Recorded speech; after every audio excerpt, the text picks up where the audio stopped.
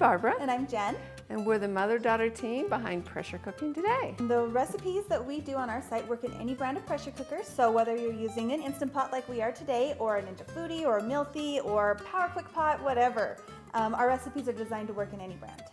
Today we're making white rice. It's a super easy recipe. This is our recipe that we recommend brand new cooks start with when you're just getting used to your pressure cooker. It's basically like the water test, but you get food after, so it works out really nice.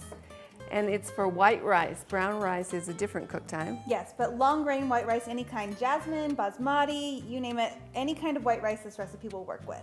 The first step is to rinse your rice.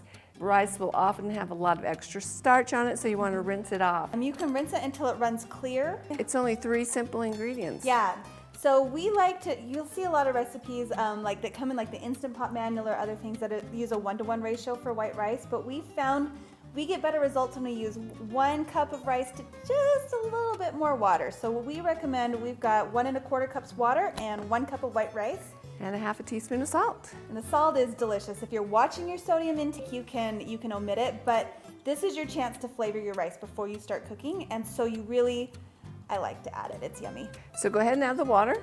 Do-do. And the salt. You do the salt first. And then that rice. So you see when you add it right now, it's kind of in a big glump. So I just like to kind of give it a little stir and make sure it's all nice and under the water. And that's it. Then you get your lid.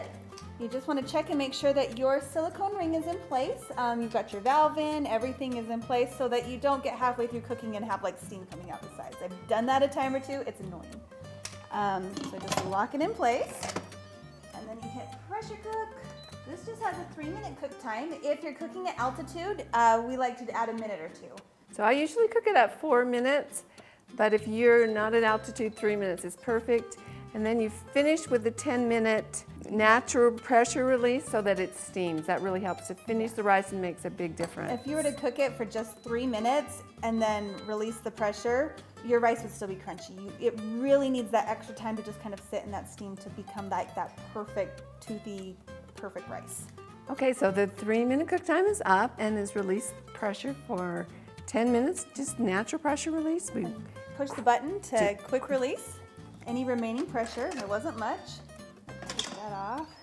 Now we're just going to fluff our rice with the paddle. You see how it's kind of one kind of thick layer. That's just what it looks like when you pressure cook your rice, but just a little bit of fluffing will make it look delicious. Nice and fluffy. This is a recipe. It's really easy to double or triple in a 6-quart pressure cooker with no change to the cook time, which is nice. I often will cook up a double batch of rice so I can use it for multiple meals during the week. It keeps really well in the fridge.